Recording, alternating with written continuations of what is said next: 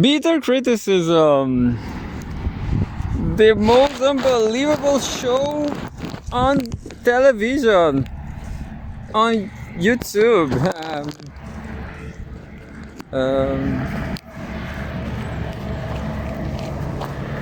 Today we are reading the usual, I don't know, Russia Today.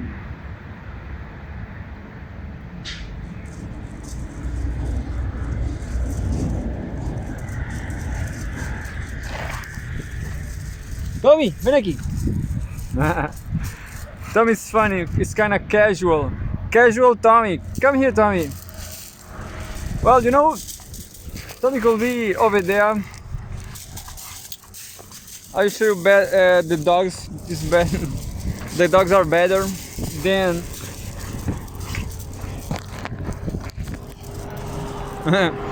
Tommy's super funny, you know. He put casual faces, casual expressions.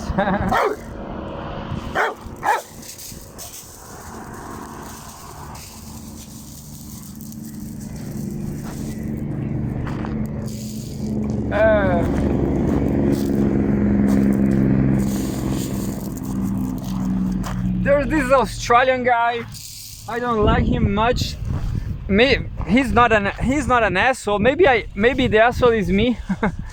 Maybe I am the asshole. Definitely. But look, I will show you some guy I don't like much. This guy, Jeff Rich, Dr. Jeff Rich. He was making an interview for Neutrality Studies, which still has colonial possessions in the Pacific with New Caledonia, and at that point had a very important one to the history of. And he has a channel, The Burning Archives. And Cambodia, I think, as well. We had the Netherlands, which had a colony in Indonesia. You know what I don't like about him? Maybe it's just intolerance, but he's too soft, you know, he's too soft. My opinion, maybe he's gay, you know. I'm not homophobic, I'm against soft people, you know. I guess soft people, they are the worst because they pretend to be soft. The truth is they are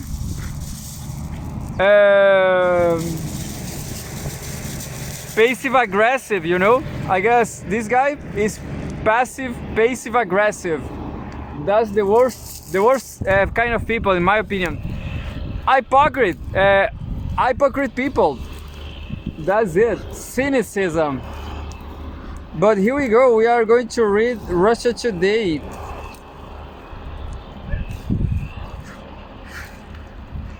Well, this guy, I don't remember, the Burning Archives. He made a review about Immanuel Todd, the fate of Western stuff. The argument of the book is that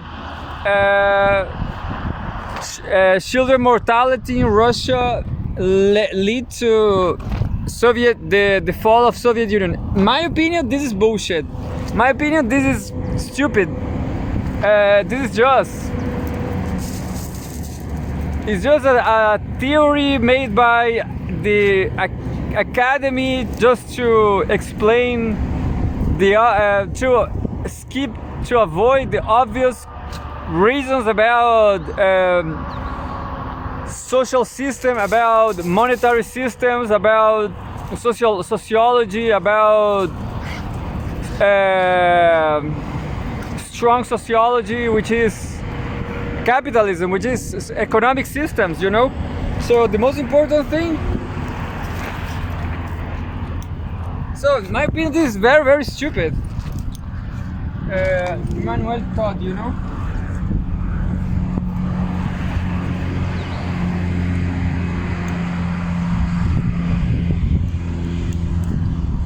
Like the argument of Immanuel Todd in, I don't remember the book. I will tell you the book. Look.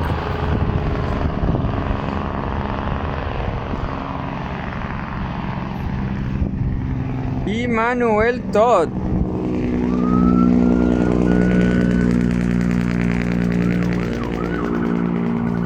Le défaites de l'Occident.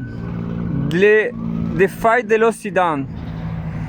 This book is from the defeat, well, in Spanish, the defeat of the Occident, of the West, the defeat of the West, something. Well, I guess he's just an opportunistic author. He's just an opportunistic French or Canadian. I guess he's French. He's just an opportunistic scholar, bored in a real world full of geography, you know, full of real facts, and he just wrote a book about. I didn't read the book, but I guess this is stupid, you know. La défite de l'Occident. Well, I will show you a book so much better, because his argument about the fertility rate and the mortality rate in childhood, this is not. There was people enough in the end of USSR, you know. The lack of people was not the problem, you know. And what else? Yeah, I guess he's a moron, you know. And this guy from Burning Archives, he's just another scholar saying nothing substantial. That's the bad thing about human sciences, about scholar, about academy, you know. I will show you a better book. I will show you a better book right now.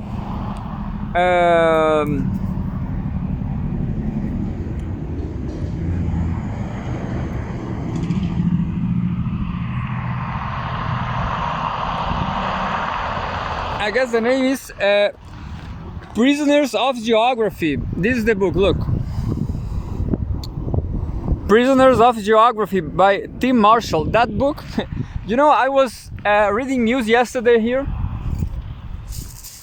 I was here yesterday reading news, and there was a news about, well, I have to face global south every day. All days I have to live in Chile and Brazil. Unfortunately, that was my fate. Just Chile, just Brazil. Fortunately, not Argentina. You know, Argentina is just the same shit. Why South America is just this shit? Why South America is this poverty, stupid land full of stupid mushrooms? They are not people, they are not even cockroaches, they are mushrooms, as I said yesterday. Why? Because they can't, you know, they will survive as mushrooms. That's the whole truth about this continent. There's so much natural resources here. Natural resources. There's so much natural resources in South America, in Africa. But I will tell you about South America. These people are just mushrooms. They are fungus, understand? Mushrooms. Why they are so stupid? Because they can't, you know. Every day, year in, year out, there's I forgot the word now. Harvest, yeah. There's harvest all year long. you harvest anything to eat, you know, to survive.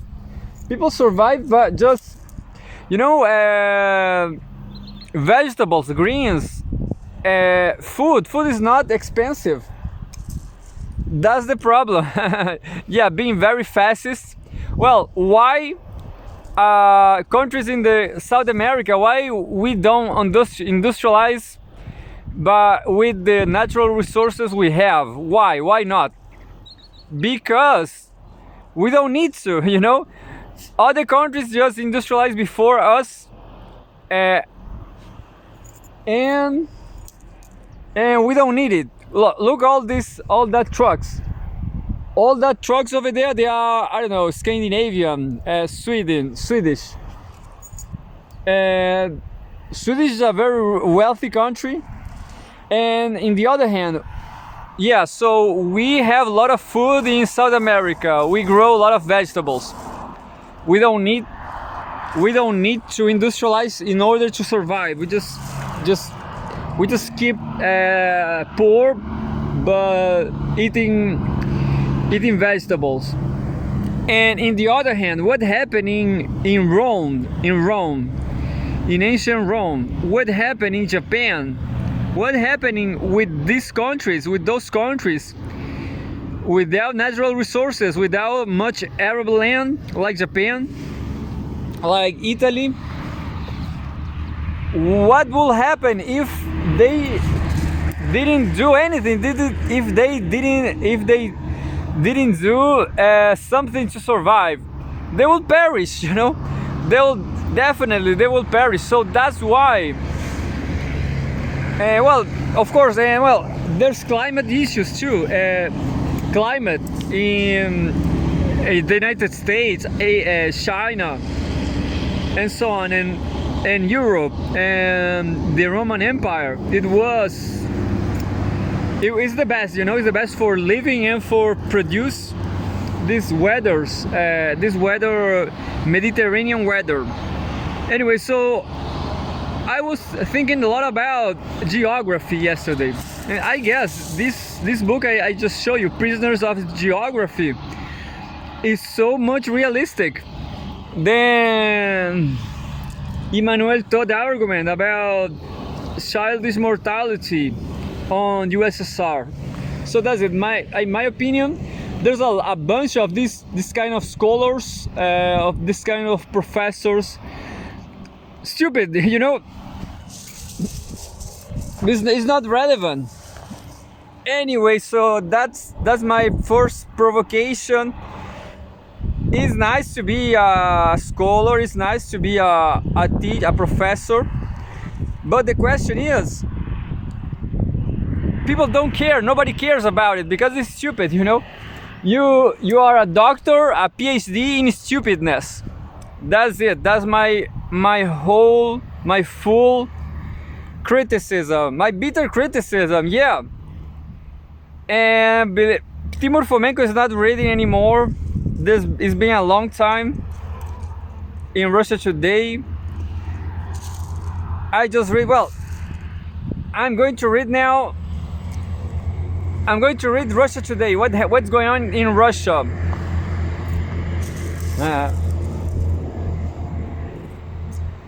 And there's a news in Russia Today that says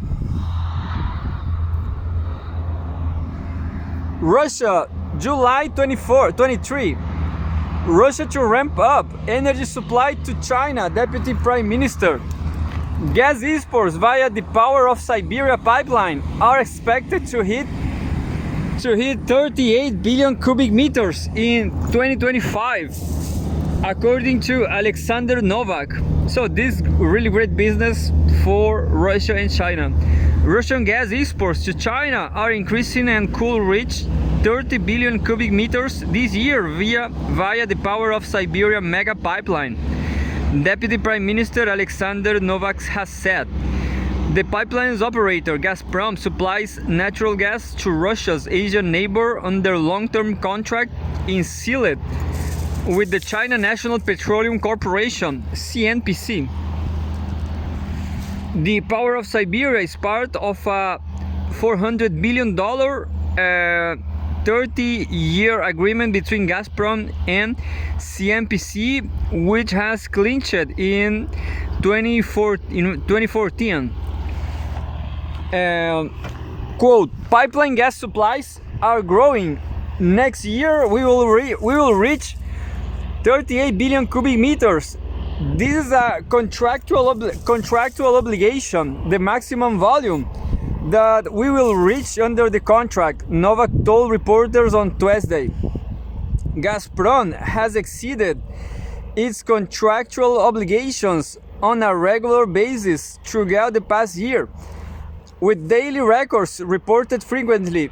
The Russian company increased gas supplies to China via the Power of Siberia by 50% year on year in 2023 to 22.7 BCM. I don't know what the hell is BCM. Bitter criticism. BCM, billion, I guess it's billion cubic meters. A lot of gas. The amount exceeded Gazprom's contractual obligations by 700 billion cubic meters. So Putin is sending more gas to China. That's it. The company is projecting that gas supplies to Russia's leading trading partner will grow further thanks to soaring demand. Moscow and Beijing could soon sign a contract for the construction of the mega pipeline Power of Siberia 2, which is expected to allow for up to 50 billion cubic meters of gas to be delivered annually from Yamal region in northern Russia to China via Mongolia. Once all pipelines are fully operational, the volume of Russian gas supplies to China could reach nearly 100 billion cubic millimeter annually. According to Novak, discussions on the implementation of the Far Eastern route for gas supplies to China are also underway. The Far Eastern route will deliver supplies of Russian natural gas from the shelf of Sakhalin Island to China starting from 2027. Moscow and Beijing sealed an agreement for additional pipeline gas deliveries via the new route in February 2023. China has increased the imports of Russian gas and oil by 22.5% and 4.8% respectively in the first half of this year on annual basis, according to the country's Vice Premier Ding Xuanxiang. That's it, a regular news from Russia Today. I am going to see just two of Russia Today, then two from CGTN and two from Al Jazeera, and that's it. Oh, maybe before that, let's watch what Pepe Escobar is doing. Let's watch Pepe Escobar Telegram. Pepe Escobar is criticizing Kamala Harris, I guess. Nothing to see here, just someone practicing to stare down the Russia-China existential threat. What? Yeah, the Russia-China existential threat. Oh, Pepe Escobar, maybe he is in Paris, I guess. Maybe the streets of Paris. I didn't got that. Let's try to find an article. Trying to find an article, a Pepe Escobar article. Where's the article, Pepe? Where are the articles?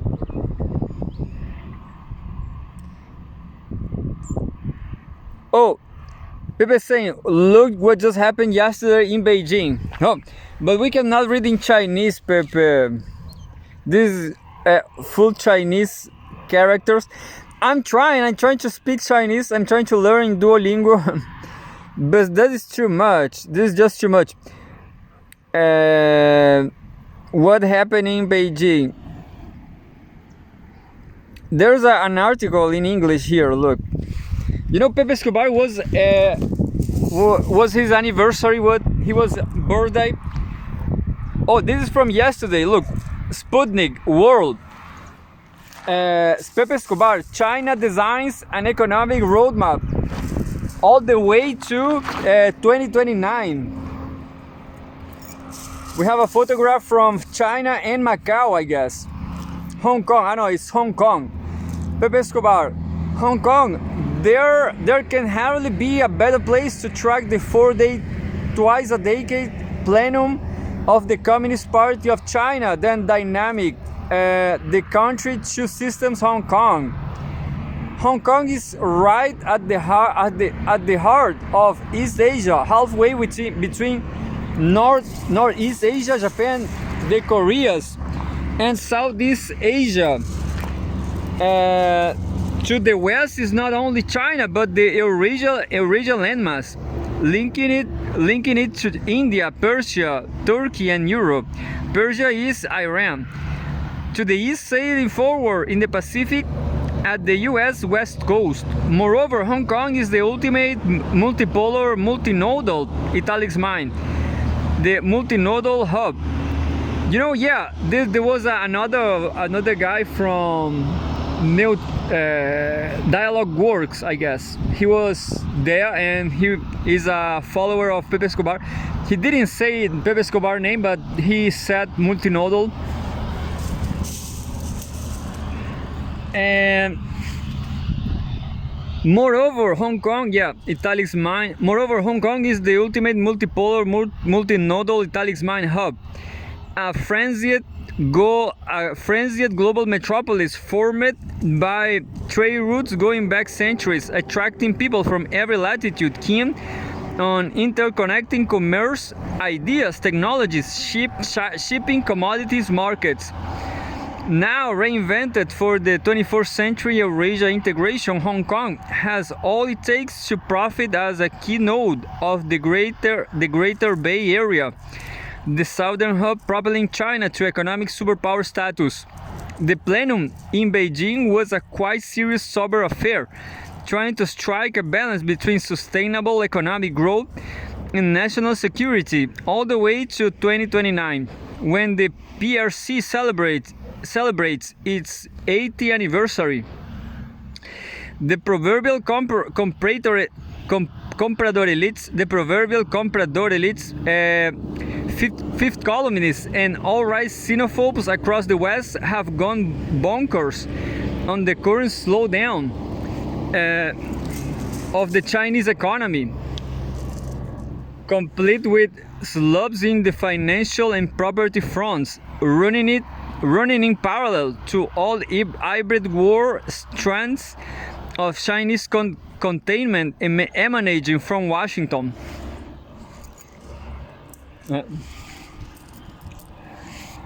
Fact: China's GDP grew roughly 5% in the first semester, and the final plenum communique released at the end of the 4-day meeting stressed that this should remain the unwavering target for the second semester.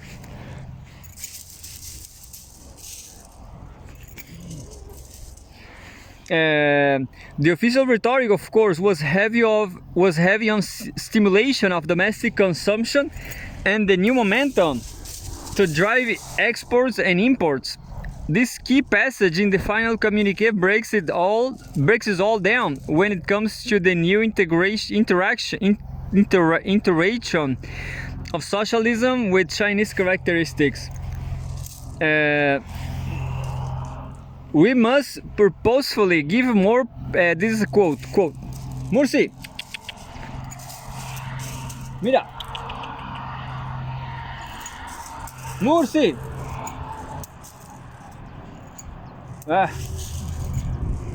Mursi. Oh, Mursi is so bad today. Nothing, Mursi. What's going on?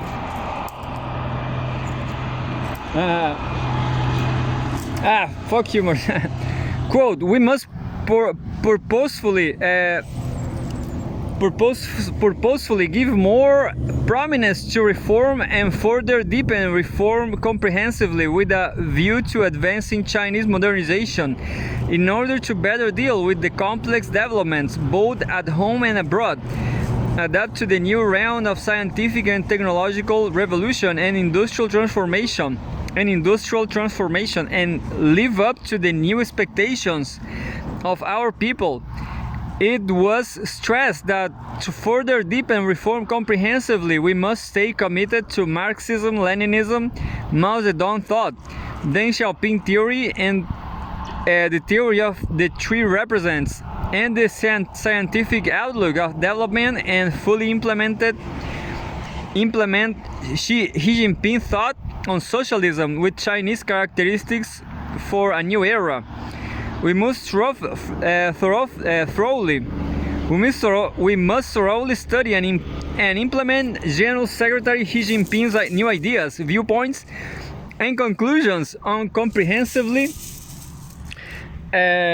deepening reform and fully and faithfully apply the new development philosophy on all fronts.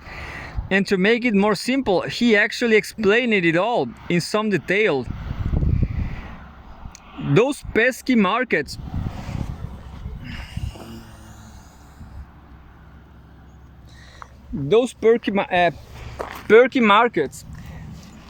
nowhere around the world one finds a government focused on devising 5-year plans for economic development. Russia now seems to be engaged in its first attempt encompassing development of rural land,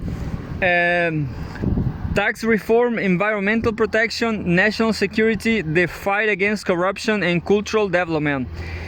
When the term reform appears no less than 23 times in the final communique, that means, contrary to the Western proselytism, that the CPC is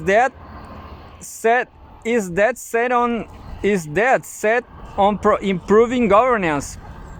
That the CPC is set on improving governance and increasing efficiency. And all those targets must be met, otherwise heads will roll. People, if anyone says that communism is the CPC is not efficient, innovating, must consider that capitalism only do anything for profit. Even doing nothing, even doing nothing good for nobody. That's what they do. Right here in Brazil, for example, they just privatize the water company in São Paulo, the Sabesp, which is terrible. Sabesp will, or right here in Chile or across South America, energy is ruled by Enel, an Italian energy company, and the service is so expensive and bad. Anyway, terrible. We're living in just like I said. People is so stupid. They are mushrooms. They they think privatization is awesome. But the truth, the matter of fact is this is a geographical problem. We have just too much food. We have just too much land to survive, and people get very lazy. People get intellectually lazy in global south because they can survive eating very few calories and that's it. Then the term reform. So a communist party should do very better, than liberalism. I will read again. When the term reform appears no less than 53 times in the final communique, that means, contrary to the Western proselytism, that the CPC is dead. This is the Western proselytism. That the CPC is dead set on providing governance and increasing efficiency, and all those targets must be met, otherwise heads will roll. Yeah, so Chinese Communist Party just won. That's what I have on my WhatsApp. That's my legend on WhatsApp.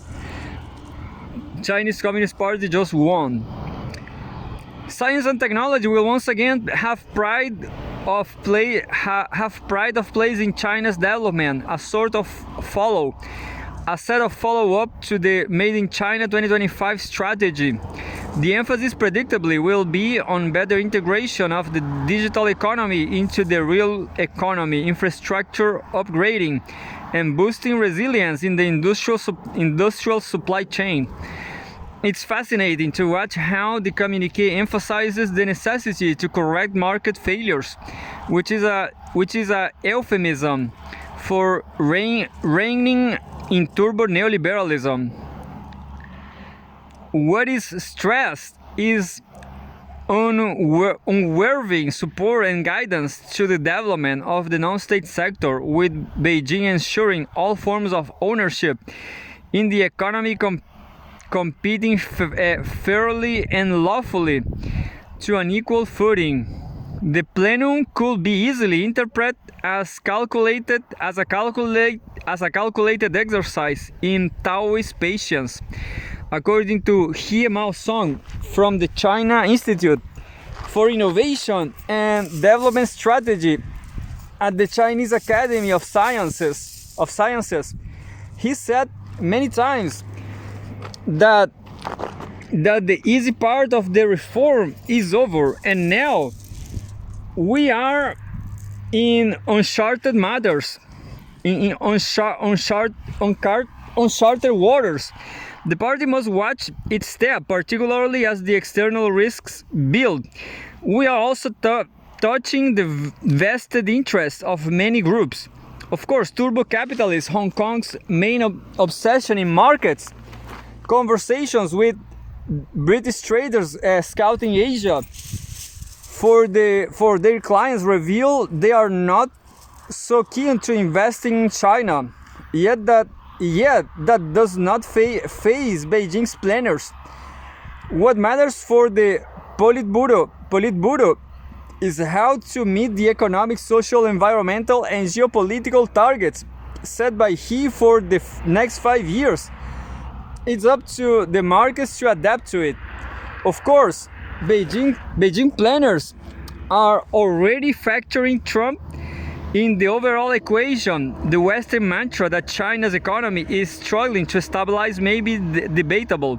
Yet China's economy may be in fact in a more precarious position now than when Trump unleashed his trade war in mid-2018.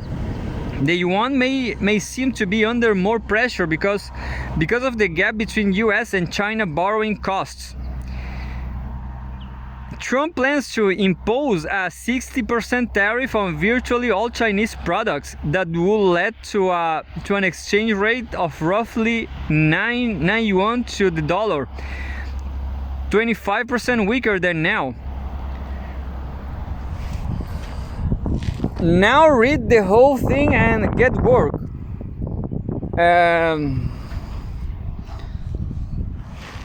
It's enlightening to check what Hong Kong's chief executive John Lee said about the plenum.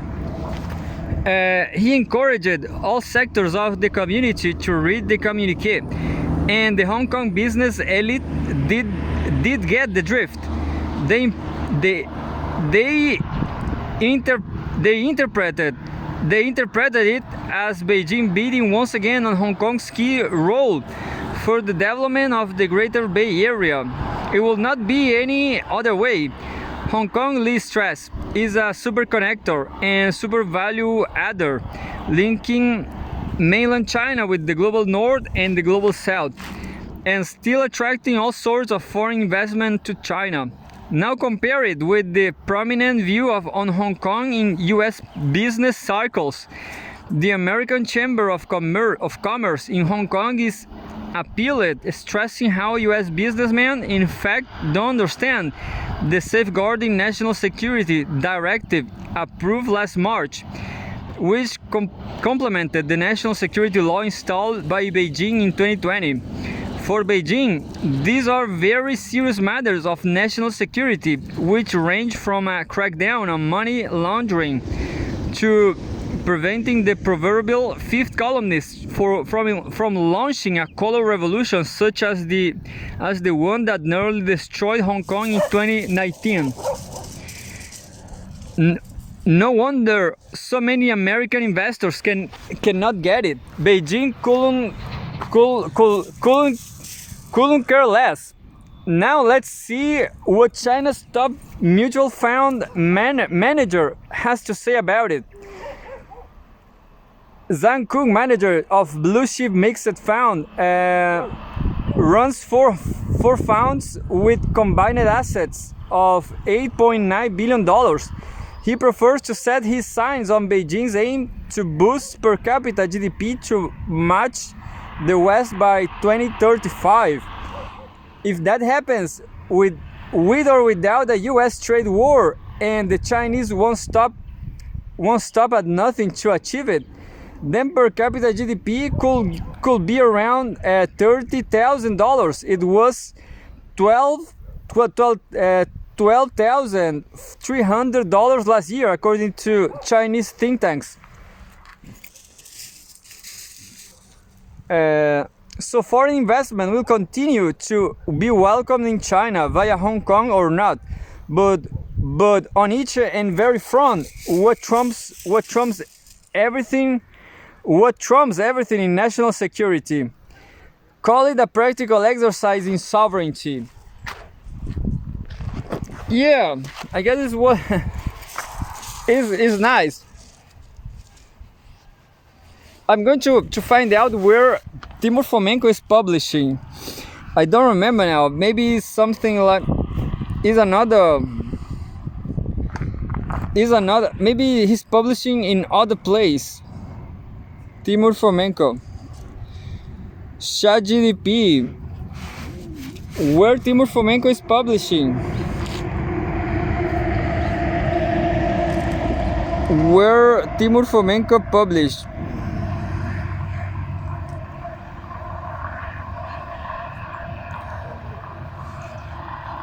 I have no time for Timur Fomenko, so I'm just going to people's ChatGPT saying Timur Fomenko is a political analyst and freelance journalist who publishes his works on various platforms. His articles often appear on sites like the UNZ Review and Russia Today.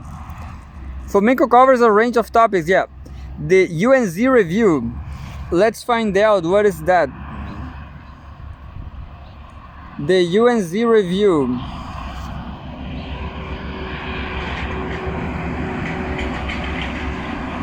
And here we have Arab Chinese, the UNZ Review. Yeah. It's not a good site, you know. It's not such a great site. Well, I like Timur Fomenko. I wonder why he's not more famous. Maybe he's Anatoly Fomenko. I want to be a Fomenko too. Yeah, the site is so low and bad, you know. UNZ, the UNZ Review mobile.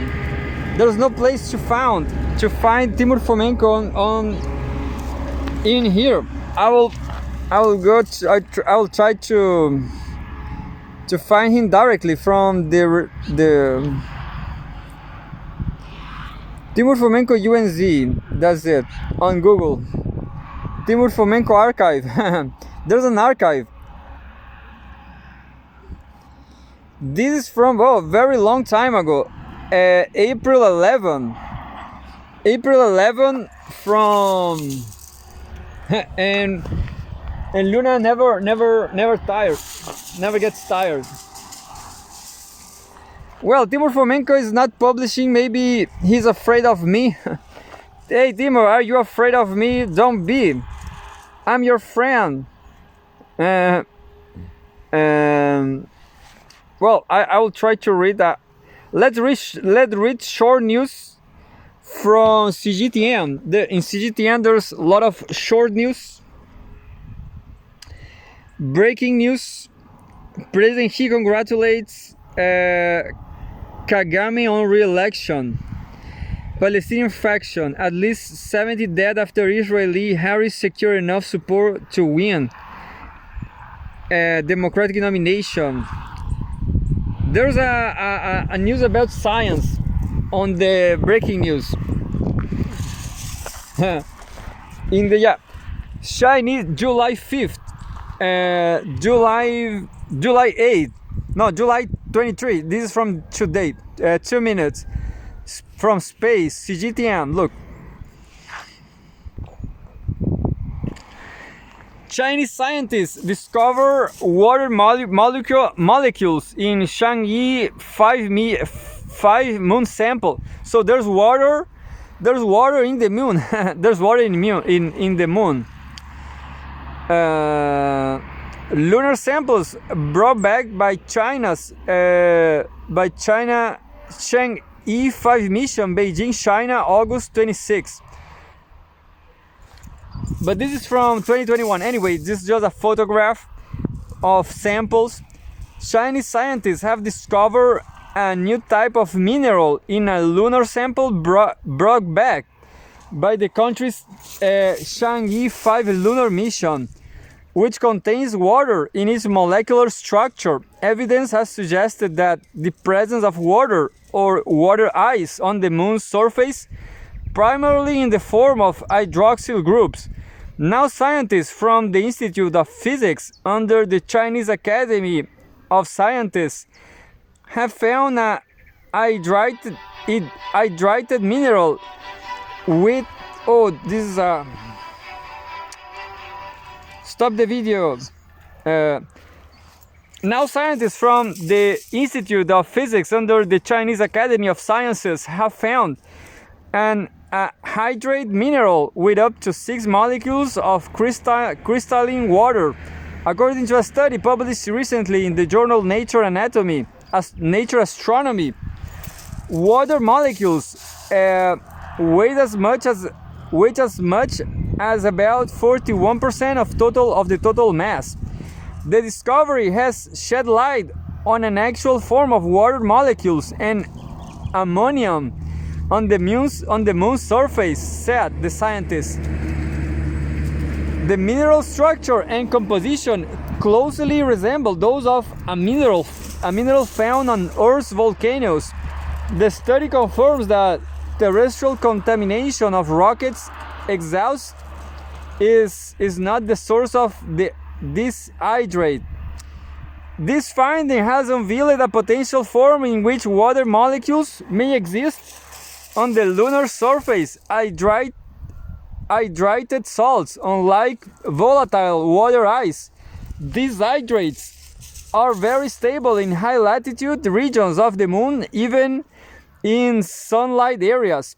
The researchers said the discovery opens up new possibilities for the future development and utilization of lunar water resources. I hope there's a lot of water in the moon, because it will be very hard to get water there. So forget about that Australian that I just said. I will tell you again. Forget about Jeff Rich and Emmanuel Todd. Forget about them. I'm just going to do my yoga now. My yoga, which is the most important thing I do here. Definitely.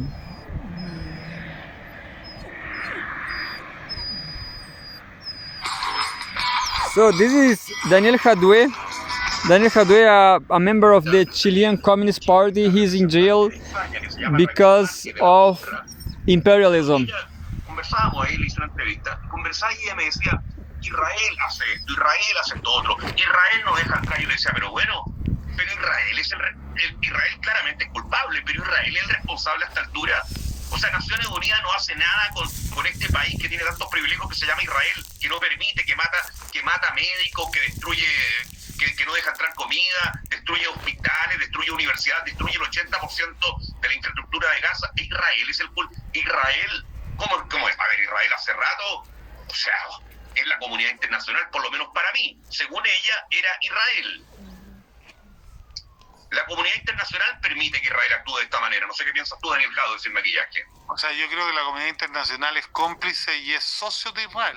Y no solo hablo de Estados Unidos, hablo de Canadá, hablo de Alemania, hablo de Europa, incluso hablo de España, que a pesar de que en los últimos días ha tenido un giro y ha dado pasos significativos de apoyo al pueblo palestino, hasta hace poco le estaba vendiendo armas a Israel para que mataran a los palestinos.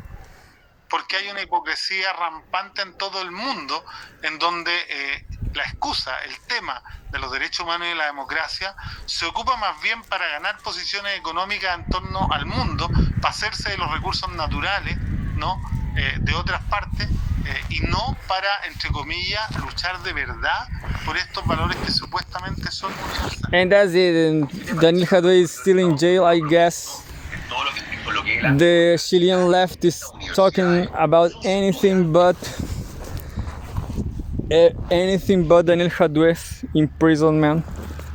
They are talking about a case of pedophilia. So yeah, the Chilean left, they are fighting pedophilia. What about that? Yeah, pedophilia will, Chilean left will destroy pedophilia. Pedophilia will be destroyed by Chilean left. Understand how it's impossible to fight moral problems, because pedophilia may happen forever, you know.